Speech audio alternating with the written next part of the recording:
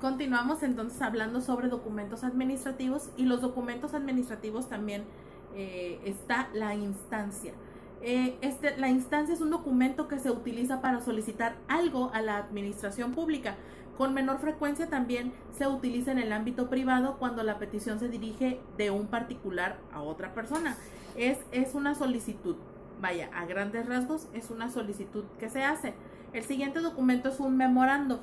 Este documento lo van a escuchar mucho en términos en el argot administrativo, porque el memorando es un escrito breve por el que se intercambia información entre diferentes departamentos de una organización o una empresa para pues comunicar alguna indicación, una recomendación, una instrucción o disposición. Los memorandos son documentos realmente muy sencillos de redactar, los van a ver, y también muy útiles. Cuando quieres, por ejemplo, dar una información muy corta, no sé, decir, a partir de mañana la entrada a la escuela será a las 7 de la mañana, traer uniforme completo, bla, bla, bla, bla, atentamente, dirección de la escuela.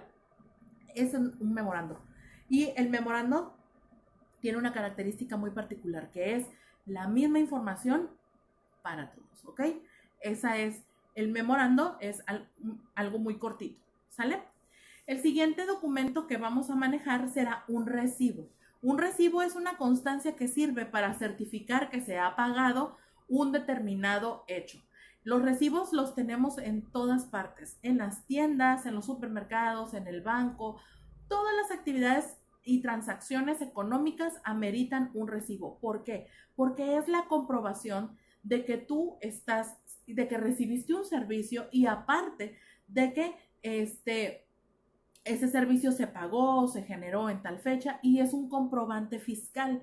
Entonces, por eso es que es muy importante, y la recomendación que siempre se hace es que cuando una persona hace una compra o hace algo así, debe de tener su recibo para evitar malas interpretaciones. A eso se refiere este apartado del recibo. Entonces, el recibo es esa constancia que hace y que certifica que se ha pagado todo. Muy bien, y tenemos ahora sí un certificado. Bueno, pues el certificado es un tipo de documento administrativo empleado para constatar un determinado hecho. Un certificado avala que una persona realizó tal o cual acción. Los certificados obviamente se expiden por una autoridad competente. Por ejemplo, un certificado escolar, pues es un certificado donde la escuela te dice que tú eres estudiante de ahí y que tú perteneces a tal grado y que llevas tanto tiempo ahí, etcétera, etcétera. Un certificado médico es un comprobante donde un médico competente, un médico con cédula profesional, con registro, dice que tu salud es tal, que tienes una condición física y que no puedes realizar tal cosa, o que tienes una salud estupenda y que puedes realizar todo, etcétera, etcétera. Eso es certificado médico. Tenemos otro tipo de certificados que también vamos a ver más adelante, y que los vamos a utilizar no nada más en nuestro negocio o en nuestra actividad comercial y laboral, sino también en nuestra vida personal. Usted no tiene ni idea de la cantidad de veces que yo he visto a una persona tratar de solicitar un certificado y no saber ni por lo redondo de qué se trata.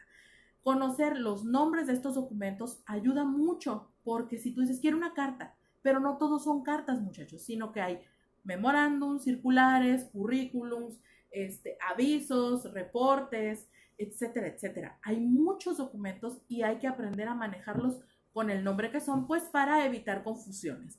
¿Sale? El siguiente documento será la denuncia. Bueno, la denuncia pues es una notificación por haberse infringido alguna norma. La denuncia es un acto, es un documento que se hace ante una autoridad competente, como lo es la judicial, sobre alguna situación que ha causado algún problema o alguna inquietud o algún inconveniente en terceras personas. Por ejemplo, si mi vecino tiene música todo el día, todo el día, todo el día, bueno, yo voy ante la autoridad judicial y lo denuncio.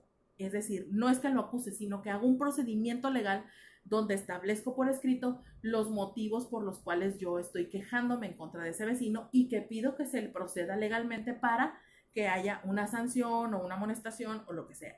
En el caso de las empresas, una denuncia puede ser a lo mejor por algún maltrato laboral, puede ser una denuncia de algún cliente que no le llegó una mercancía o de que le cobraron de más o que hubo un maltrato o que algo pasó. Para eso sirven las denuncias, ¿ok?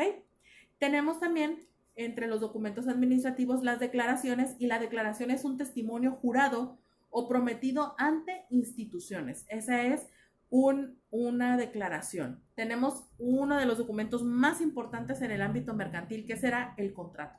Y el contrato es un acuerdo de voluntades, verbal o escrito, manifestado en común entre dos personas o más, con capacidad para elaborarlo, que obviamente se obligan en virtud del mismo, regulando sus relaciones relativas a una determinada finalidad. Esto quiere decir, un contrato es un acuerdo, ¿ok? En el que llegan dos personas donde convenian, donde acuerdan realizar tal cosa. Por ejemplo, un contrato de compra y venta, pues es un contrato donde yo te vendo un producto, tú lo recibes, hablamos de cuánto me pagaste, en qué estado estaba, firmas de acordado, y significa que tal cual lo que dice ahí fue lo que tú recibiste y no hay reclamaciones.